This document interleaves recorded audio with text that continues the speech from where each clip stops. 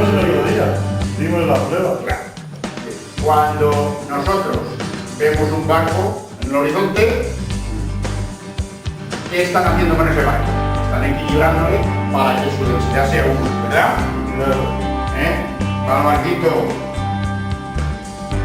en el mar y va hasta ahí. ¿Cuál es su densidad? 1. Si yo aglutino su densidad y le lleno de materia que pese más, ¿no? ¿Os acordáis que hablábamos de que la densidad estaba relacionada con las moléculas de cualquier cosa?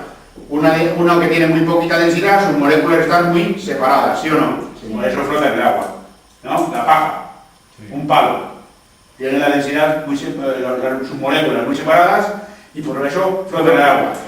Sin embargo, una barra de hierro, sus moléculas están muy juntas y se hunde, ¿sí o no? Bueno, ¿y por qué es la densidad importante en el pellet? Decíamos, porque la densidad significa capacidad calorífica, ¿sí o no? Sí. Cuanto más denso es, más prensado está y por lo tanto más capacidad tiene en menos espacio de producir más calor. ¿Sí? ¿Os acordáis? Sí. Entonces, ¿cómo medimos nosotros la densidad de un pellet? Decíamos, hay muchas maneras, pero para nosotros lo sencillo es coger un vaso, ¿sí o no? Sí. Dijimos, ponemos un poquito de agua en el vaso, ¿no? Sí. Sí. Metemos un poquito de agua y el pellet, como hemos dicho, la densidad del pellet tiene que ser entre 1 y 1,4. Cuanto más nos acercamos al 1,4, más rápido va a caer. Claro. Si el pellet tiene 1, va a flotar, ya no me interesa, ¿sí o no? Si el pellet tiene menos de 1, se nos va a tirar encima del agua hasta que se deshaga. Vamos a comprobar que este pellet de verdad tiene buena densidad, tiene densidad por encima de 1. Yo lo echo al agua y si fuera un palo normal, el palo de donde procede, flotaría, ¿verdad? ¿Qué ha pasado aquí? Mira, que se ha ido directamente abajo. Ni ha hecho así, ¿a que no? Nada. Claro, ha caído como si fuera un clavo. Sí. ¿Qué significa? Significa que su densidad está en el 1,4 casi seguro. ¿Lo veis? Sí. Cuanto más densidad tenga, mejor. ¿Lo veis? ¿Qué le está pasando al pellet? El agua penetra y separa las partículas. Sí, que luego ya se va deshaciendo. Si las partículas estas se separan, evidentemente el pellet deja de tener sentido, ¿no? Por lo tanto, ya vemos la forma fácil de saber nosotros cuando estamos haciendo un pellet, comprobar si la densidad que estamos consiguiendo en ese proceso de fabricación es buena o no. Simplemente he de tener un vaso con un poquito de agua y cada cierto tiempo meter un pellet ahí a ver si la densidad que estoy consiguiendo es buena. Es tan sencillo como eso. ¿Qué necesito para medirle? Pues hombre, lo mejor es un calibre, ¿sí o no? Mido el grosor y eso es el diámetro. Mido lo largo y es la longitud. Tengo el vaso de agua y mido la densidad. Con esos 3 parámetros, para nosotros, para empezar, ya sabemos, según sale de la máquina, según sale el producto de nuestra máquina, sabemos más o menos que estamos haciendo las cosas bien.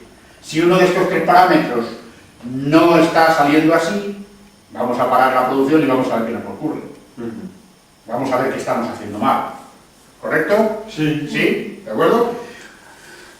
Aún hablamos de 2 características más que son importantes. La humedad, ¿verdad? Sí, y las emisiones. La humedad. Cuando hablamos de la humedad, estamos hablando de qué? De que la humedad tiene que ser inferior a ¿cuánto? A 12%, ¿verdad? Sí, lo tenemos aquí además. Tiene que ser menor de 12, ¿verdad? Es decir, que este pellet y el serrín del que procede tiene que tener muy poca humedad. Cuanto menos humedad tenga después de fabricado, mejor va a ser. Acordaos de todo lo que decíamos. Sí, por ejemplo, un día como hoy dijiste que si llovía y eso... Nos va a dar problemas, Claro. porque ese serrín va a absorber la humedad que hay en el ambiente, ¿sí o no? Sí. Y vamos a tener dificultades para hacer un pellet que tenga una humedad por debajo de 12, ¿verdad? Claro. Bien, fijaos, ¿por qué decíamos que la humedad es importante? Acordaos que hablábamos el otro día. La humedad es importante porque cuanto más humedad tenga, menos poder calorífico tiene el producto, ¿sí o no? Sí. ¿De acuerdo? Sí. Parte de la energía que se genera cuando nosotros quemamos esto, si tiene humedad, se va para evaporar el agua que tiene en el interior. Y eso es parte de la energía que no transmite a la máquina, que no transmite a los radiadores, que no transmite al calor que nosotros estamos buscando. Lo entendemos esto, ¿no? Sí. Entonces, la humedad de este producto es importante. ¿Cómo se mide esto? La humedad que tiene. Bueno, esto nosotros no lo vamos a hacer, pero esto, cuando se lleva a un laboratorio, ¿qué se hace? Se pone en un sitio hermético para quemarlo, y al quemarlo, si tiene humedad, va a salir el vapor de agua, ¿sí o no? Sí. Ese vapor de agua que sale, lo capturan y lo miden. Si está por debajo de 12, dicen, pues es un pellet que tiene una humedad adecuada. Si está por encima de 12, van a decir, este pellet no puede. Claro, no, vale. ¿Lo veis? Es tan sencillo como eso, es capturar Sí. el vapor de agua que provoca la combustión de este pellet. Ese vapor de agua en el laboratorio lo que hacer es capturarlo, sacarlo y medirlo, poderlo medir. ¿De acuerdo? Y con eso nos van a decir si el grado de humedad de este producto está dentro de los cánones que necesitamos. Fijaos que no estamos hablando de el grado de humedad que tiene cuando se está produciendo. No, estamos hablando del grado de humedad que tiene ahora, cuando yo lo voy a vender, cuando yo lo voy a catalogar. Es decir, este producto, además de no hacerse con el serrín húmedo, además, no se puede tener en un sitio donde se estropee. ¿Qué nos hubiera pasado si nosotros este producto que dejamos aquí guardado lo hubiéramos dejado en la calle? Hoy cuando hemos venido, ¿valdría para algo este producto? No. ¿Por qué? Porque habría absorbido, seguramente, la humedad ambiente porque está lloviendo.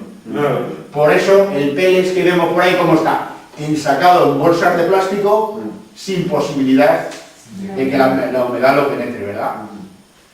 Fijaos lo que termina haciendo la humedad al final con el ¿qué es lo que he hecho? Convertirlo en serrín. ¿Sí o no? Luego, si yo dejo este pellet ahí y nos vamos, y venimos después del desayuno, lo dejamos ahí en la piedra, cuando vengamos tendremos un montón de serrín. Sí, claro. Pero ya no tendremos un pellet. Claro. Estará lloviendo encima. ¿Lo veis? Sí. Entonces, importante, el pellet, una vez fabricado, tiene que estar por debajo del 12% de humedad. Ahora bien, para fabricar el pellet necesito un poco de humedad. No lo puedo hacer con 0% de humedad. La máquina no me va a funcionar bien. Se atasca, ¿no? Ya lo veréis cuando vayamos allí a verla. Os daréis cuenta cómo realmente la máquina lo que hace es que al imprimir la presión genera mucho calor. Claro. Y este producto necesita un grado de humedad, siempre por debajo del 12, pero necesita un grado de humedad para poderse fabricar. ¿Por qué? Porque al calentarse, la manera de pasar por la plantilla sin quemarse es que desprenda ese vapor de agua que tiene en el interior. Luego, si nos merece la pena, que el serrín no esté al 0% de humedad. Esto es lo difícil, tener el equilibrio suficiente como para que no esté a 0, pero no se pasa del 12, porque si no, ahí tenemos un problema. ¿Lo veis? Sí. Esa es la dificultad de hacer bien el pellet, que no puedo tener el producto seco del todo, porque me va a dar un problema, pero no lo puedo tener por encima de 12, entre otras cosas porque la máquina va a hacer un pellet malo. Claro. ¿Lo veis? Sí. Esa es la cosa de la humedad. Por eso se tiene como un parámetro que se tiene en cuenta, porque es determinante para que el pellet salga de una calidad adecuada. ¿De acuerdo? Sí. Y luego, además de esto, medíamos también las cenizas, ¿verdad? Sí, las cenizas. 1,5. Claro. Y decíamos que las cenizas tienen que ser menor de 1,3%, ¿verdad? No, 1,5. 1,3 o 1,5, vale, pues mejor, 1,5. 1,5 pone, sí. Vale. Es que depende de los parámetros. Yo os dije que había varias tablas de parámetros. En unas exigen 1,3 y en otras 1,5. No sé de cuál de los dos os había dado. Bueno, fijaos, ¿cómo medimos las cenizas que deja este material? Pues tan sencillo como lo quemo. Yo mido la cantidad de pellets que tengo. Por ejemplo, cojo, imaginaos, 1 litro de pellets, ¿no? Cojo una jarra de estas de litro, la lleno de pellets y lo echo a la estufa. Y después dejo que combustione y después, una vez que yo he quemado todo el pellet, recojo las cenizas y miro a ver qué cantidad de ceniza queda. La cantidad de ceniza que ha quedado no puede ser más que un 1,5% de la cantidad del volumen total que ocupaba. Fijaos, por eso yo os decía, al principio cuando hablábamos de esto, el primer día yo creo, acordaos que os decía, ya os digo yo que la caldera de mi casa funcionando toda una semana a pleno rendimiento, cuando recojo la ceniza el sábado, que es cuando la recojo, cabe en esta caja y me sobra. Y a lo mejor hemos quemado 8 sacos, ¿verdad? Sí. Y joder, pues, de 8 sacos solo esto. Claro. El producto que tenemos es de buena calidad. Es bueno, claro. Y está aprovechando al máximo la combustión. Tiene poco residuo. Ese residuo es menor. Cuanto peor es el pellet, más ceniza echa. Cuanto menos presión se le ha dado y menos densidad tiene, más ceniza deposita. Cuando más humedad tiene, más ceniza deposita.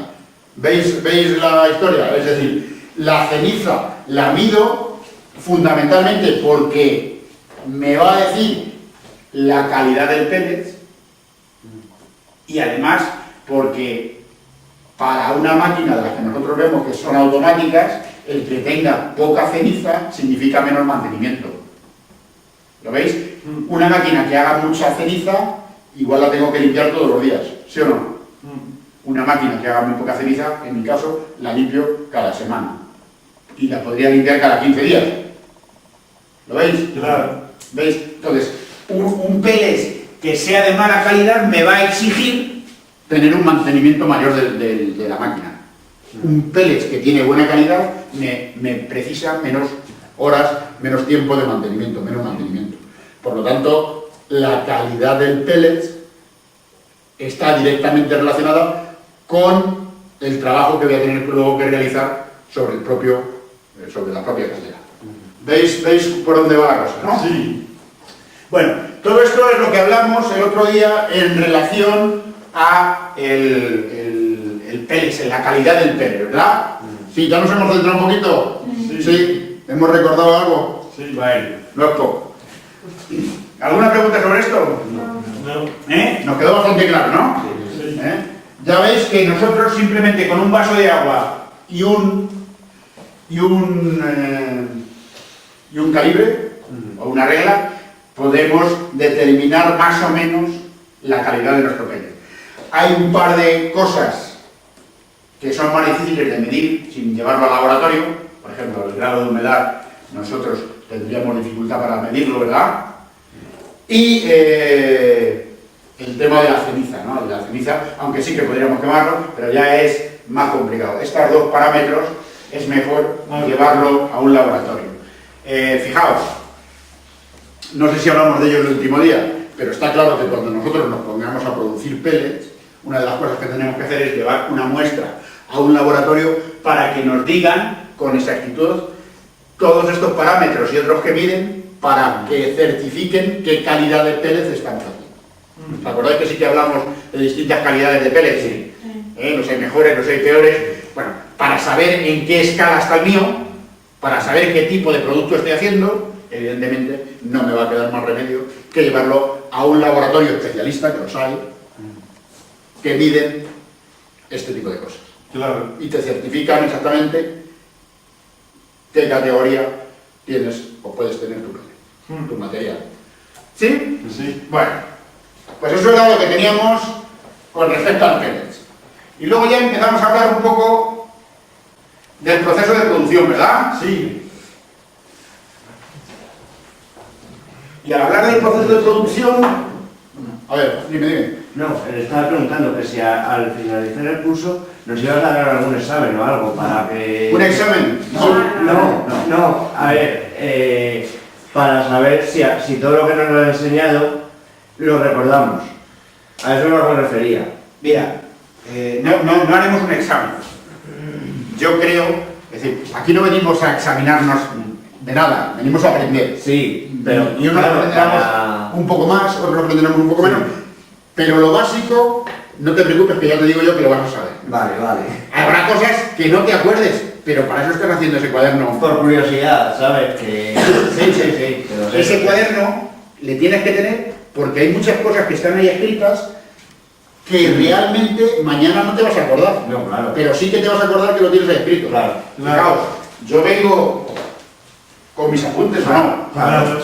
¿Por qué? ¿Cómo ¿Por que? qué? Para Porque acordarme. si no lo leo no me acuerdo. ¿Sí o no? Para acordarte. ¿Eso significa que no lo sé? No. No. Significa que hay cosas... ¿Tú mañana te vas a acordar si la humedad tiene que ser el 12 o es el 15? Pues seguramente no. Pero para eso lo tienes aquí, Lo tienes escrito y lo miras, Claro, ¿vale? O sea, para eso lo que tienes que preocuparte es de que lo que es el proceso, Sí, lo que sí, es más o menos te enteras. Sí. Y de eso es lo que tratamos. Ya los pequeños detalles los tenemos escritos, eso lo leemos cada vez que lo necesitemos, no hay problema. ¿Eh? Vale. ¿Vale? O sea, tener en cuenta que esas cosas no son tan importantes. O sea, todo lo que se puede consultar no es importante, porque se consulta y ya está. Sí. Lo único que hay que saber dónde está lo que tengo que consultar y poderlo leer. Claro, ¿Vale? O sea, que por eso no te agobies. Lo que sí que te van a dar al final es un título. Sí. En que has hecho un curso de estas características. ¿Vale? Que certifica que tú, por lo menos, has estado en un proceso de estos. Y que si algún día se abre una planta de este estilo y tú vas con ese título, vas a demostrar a la gente que tú ya de esto sabes algo. Sí. Mientras que el resto de la gente seguramente no sepa nada. Ahí, Vale. De eso se trata, de que nos situemos ante el posible mercado laboral Sí. con unos conocimientos que otras personas no tienen. Por lo menos conocimientos básicos. Luego ya iremos. Luego Sí. ya, si entramos a trabajar en correcto. esto, verás cómo cada día vamos a saber un poquito más. ¿Vale? Sí. Vale. Bueno, entonces vamos al tema de la producción, ¿no? Estábamos en el proceso productivo. Sí. Y el proceso productivo lo dividíamos en varias fases, ¿verdad? Sí. Lo primero que dijimos era cómo se reduce el material que obtenemos, o sea, cómo los palos, la paja, lo que decidamos que vamos a convertir en pellets, cómo lo reducimos, ¿no? Y ahí nos habíamos quedado, ¿no? Aunque habíamos explicado un poco todo el proceso en general, pero dijimos que íbamos a ir por partes viendo cada máquina y cada proceso, ¿verdad? Sí. O sea, en general dijimos el proceso productivo tenía varios pasos. Uno era reducir el tamaño, ¿no? Sí. Reducir el tamaño del material, ¿verdad? Molinos son las máquinas que No, esos son. Reducir, es decir, lo llamamos algo así como reducir la materia prima, ¿no? Sí.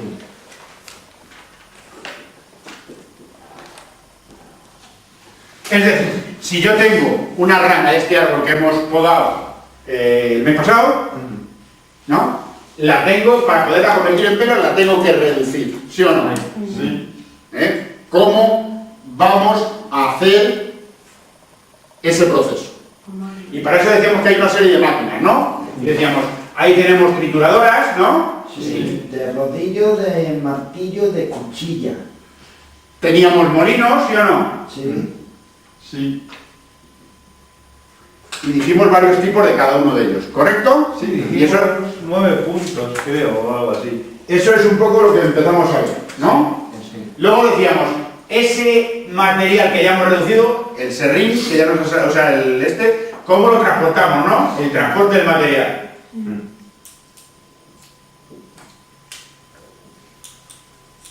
El transporte del material. Y cuando hablamos del transporte del material, ¿de qué hablábamos? Las cintas, ¿no? Sí, Las cintas transportadoras, ventiladores, los ventiladores, los ciclones también. los ciclones, Los cubos. perdónalos, Los cubos. Elevadores, etcétera. los cubos elevadores. Bueno, eso ya el este de las cintas. Los cubos elevadores. Y había más, dijiste. Sí, los tornillos, Sí. ¿no? Sí, los tornillos en fin. Bueno, ahí luego hablaremos de alguno más. Además del proceso productivo en cuanto al transporte y a la reducción de la materia, ¿qué hablábamos? Las secadoras, ¿no? Secadoras. Y ahora hablábamos un poco de las dificultades que hay para reducir la humedad del producto, ¿verdad? Sí. Eso en general nos supone una dificultad a nosotros con este tiempo, generalmente que nosotros tenemos aquí en verano y en primavera y tal, vamos a tener poco problema de esto, pero hablamos, las empresas que están todo el año produciendo no pueden esperar a que haga bueno para que se les seque el material, tienen que tener unas máquinas que le resuelvan esa situación, ¿sí o no? Claro. Y hablábamos las secadoras de tambor, ¿no? Sí. Me parece que hablábamos, Sí, y por conducto de aire. y las de conducto de aire, Sí, no diste ninguna más. No dijiste ninguna más. Además de las secadoras, perdón, además de, sí, del secado del producto, hablábamos también de las mezcladoras, ¿os acordáis? Sí. Sí. ¿Y por qué hablábamos de las mezcladoras? Porque dijimos, Ahí. hay productos que necesariamente van a tener que sacar proporciones exactas de qué material echan de uno o de otro, ¿sí o no? Sí. Claro.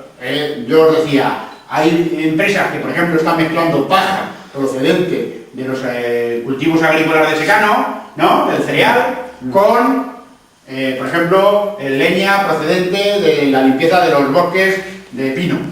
Entonces, ¿en qué proporción echan uno u otro?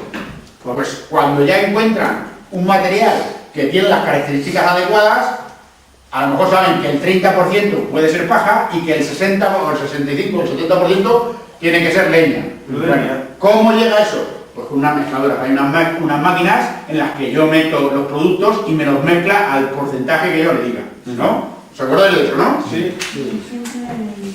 Luego los acondicionadores, ¿no? Sí, acondicionadores de agua y vapor de aditivos.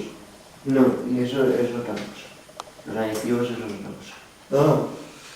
Bueno, decíamos que los acondicionadores es que a esa máquina se le puede meter un artilugio en el que puedo meter humedad si me hace falta.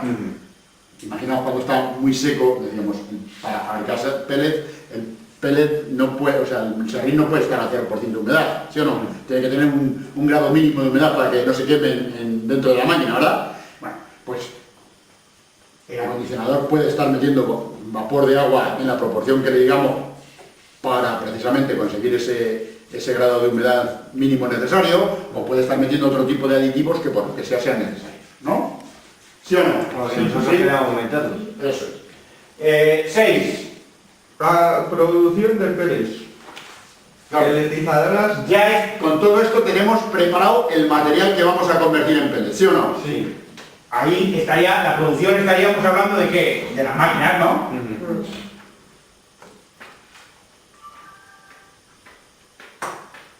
Ahí estaríamos hablando de las pelletizadoras, ¿no? Sí. Y hablamos de dos tipos en general de pelletizadoras, ¿sí o no? Uno con plantilla plana, ¿verdad?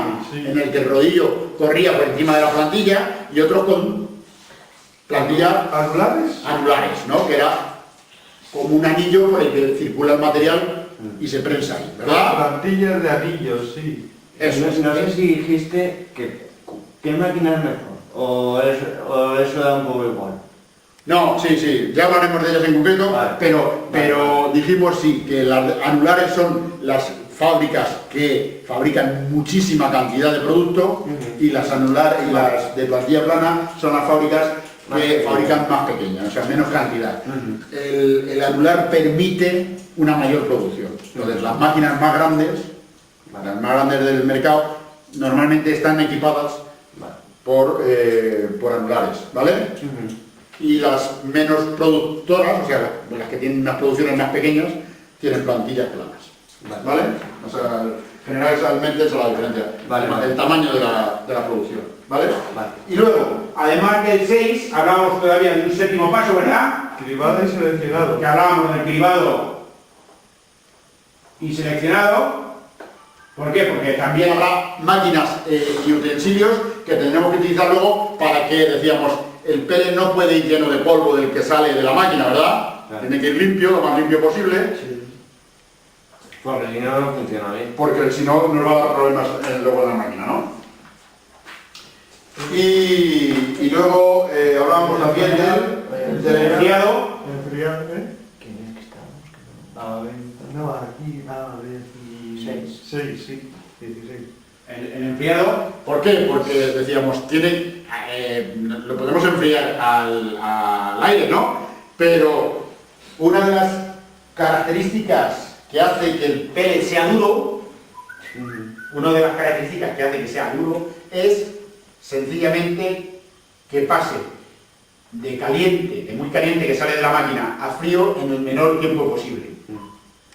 ¿Vale? Entonces, imaginaos, si yo lo hago de manera artesanal, pues lo extiendo aquí que se enfríe, ¿no? Claro. Pero pensad en una máquina, en una empresa que está haciendo miles de kilos por hora, no puede esperar a que se enfríe ahí a soplos, ¿verdad? Tienen que poner un método para que este pellet que sale, ya lo veréis cuando vayamos allí, que quema, cuando sale de la máquina, quema. Cuando sale de la máquina quema, entonces, este pellet en el menor tiempo posible tiene que estar frío, a temperatura ambiente. Bueno, pues hay máquinas que se dedican a enfriar ese proceso. Podríamos poner, decíamos el otro día de broma, podríamos poner a Manolo soplando, ¿no? ¿Os acordáis que lo decíamos? Sí. Pero en realidad lo que tenemos, ¿qué son? Pues máquinas que lo que hacen es insuflar aire frío, rápido, para que enseguida se enfríe, ¿verdad?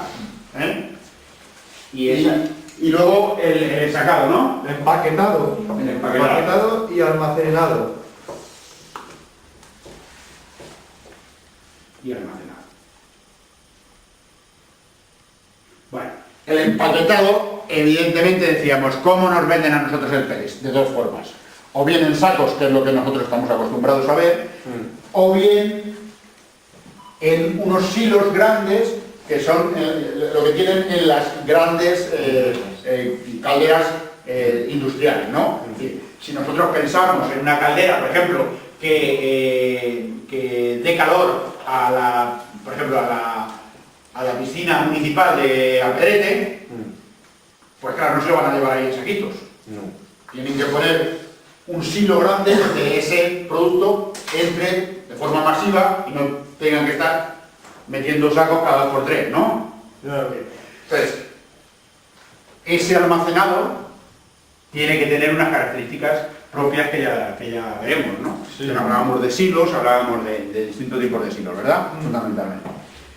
Y eso es un poco hasta donde hemos llegado el otro día, ¿no? Sí. Sí. Luego vimos. ya empezamos. Sí, máquinas necesarias para la producción de pellets. Eso es, ya empezamos a ver las máquinas estas del primer punto, ¿verdad? Sí. Ahí nos habíamos quedado.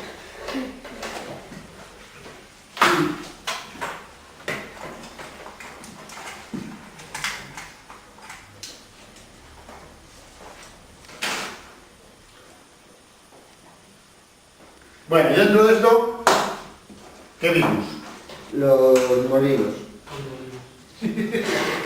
Hace la 90 de la fiesta. Es que aquí Vuelto por el ayuntamiento. Los molinos, ¿qué me cuentas de los molinos? O sea, cuando nosotros tenemos el palo grueso o tal, lo tenemos que convertir, sea lo que sea, lo tenemos que convertir en serrín, ¿no? En el fondo, antes de poder procesar. Entonces, por un lado teníamos las trituradoras y por otro lado teníamos los molinos. ¿Sí o no? Sí. ¿Empezamos hablando de los molinos? Sí. Sí, Ya dijimos de los molinos. son las máquinas que utilizamos para reducir la materia prima. El tamaño de la partícula que llega a la paletilizadora deberá ser obligatoriamente menor que el orificio de la plantilla. Cualquier partícula tiene que ser inferior a 6 milímetros. Para realizar la transformación de madera a serrín, normalmente se utilizan dos máquinas: la trituradora, que transforma el tronco en astilla, y el molino, que transforma la astilla en serrín. Correcto. Y luego, Termina. trituradora, cuchilla, martillo, rodillo. Ahí nos quedamos. Bien. O sea, que nos situamos. Yo resulta que tengo un palo que he cortado en un árbol. Sí. Y lo tengo que convertir en un pellet. Y este pellet, Ya sabemos qué características, qué ¿qué tamaño tamaño tiene que tener? ¿Sí o no? Y además conocemos, todavía básicamente, pero ya conocemos un poco cómo se termina haciendo ese pellet. Nos han dicho desde el principio que yo esto, de alguna manera, necesito convertirlo en serrín. En un montón de serrín, ¿sí o no? Bien. Este paso del palo al serrín, ¿cómo lo hago? Pues básicamente con dos máquinas. Primero, normalmente utilizo una trituradora.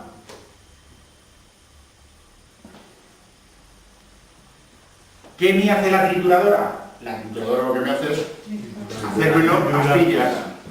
Claro. Me lo rompe, ¿sí o no? Me lo destroza el palo. Pero me lo deja ya hecho serrín, no. Sale triturado, sale como eso que tenemos ahí que hemos echado nosotros en el eso. Es muy chiste, ¿verdad? Sale hecho palitos, trocitos, ¿verdad? Pero claro, aún no me valdría. ¿Por qué? Porque habéis puesto ahí muy bien. Cuidado, porque yo sé que la plantilla de la máquina para convertir el pellet tiene unos agujeritos que no me va a dejar meter palos que tengan más de 6 milímetros, ¿sí o no? Claro. Entonces, si yo las partículas que saco tienen más de 6 milímetros, ¿van a entrar por ahí? No. No, se me va a atascar. Voy a estropear la máquina. Directamente no va a entrar, no es que se te estropee, es que no va a entrar. Claro, se me va a quedar encima, ¿verdad? Va a empezar a dar vueltas el rodillo encima de ella y no lo va a pedir, no lo va a meter. Claro. Correcto, entonces, ¿qué me obligo a hacer? Estas astillas que yo hago tienen que ser tan pequeñitas que de alguna manera me permitan poder pasar por ahí. Es decir, yo estas astillas las tengo que convertir en serrín y eso lo hago con el molino. El molino coge esta astilla, que ya está rota del palo, y lo vuelve a moler ya más finamente y me lo deja en partículas que evidentemente son más pequeñas. Sí. ¿Vale? ¿Sí? Claro. ¿Manolo? Sí. Está claro, ¿no? Y vosotros habéis visto trabajar la trituradora. Sí. ¿Eh? Y la trituradora deja palos muy superiores a esto. Entonces, ¿va a poder meter directamente la máquina lo que sale de la trituradora? No. Hay que hacer una segunda molienda, ¿vale? Y la segunda molienda, ¿quién nos la proporciona? Nos la proporciona el molino, ¿vale? Entonces, empezamos a hablar de las trituradoras, ¿no? Sí. ¿Y qué dijimos de las trituradoras? A ver. Que la trituradora que transforma el torno en astilla y el molino que transforma la astilla en serrín. Ahí nos quedamos. Ahí nos quedamos. Sí. O sea, que realmente decir no habíamos dicho nada. No. No, casi nada. Así nos quedamos.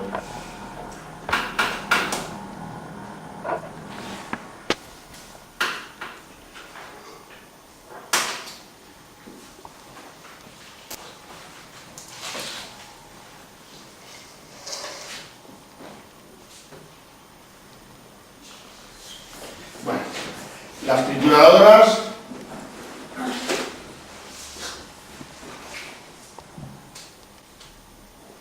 o astilladoras. Eso no... Ahí nos habíamos quedado, ¿no? Hablando de eso, ¿verdad? No copiamos.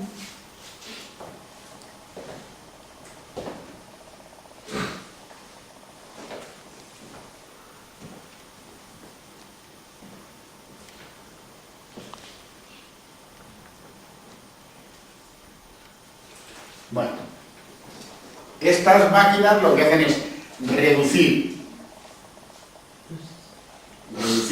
el tamaño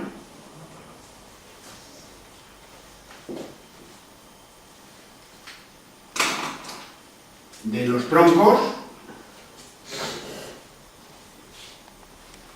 a astilla.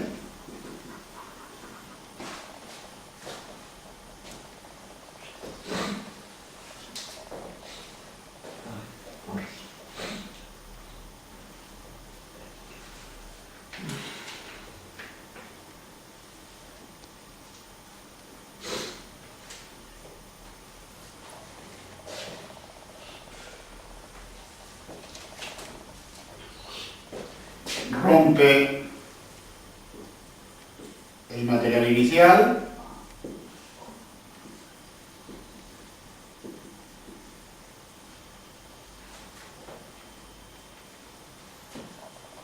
y lo prepara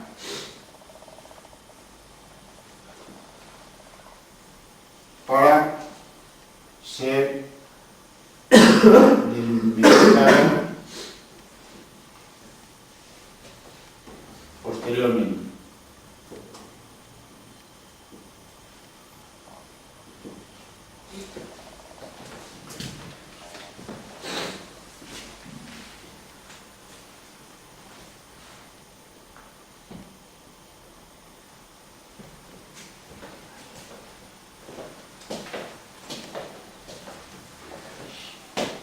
Estas son las típicas trituradoras que habéis visto por ahí, ¿no? Como las nuestras que tenemos allí en la planta, ¿no?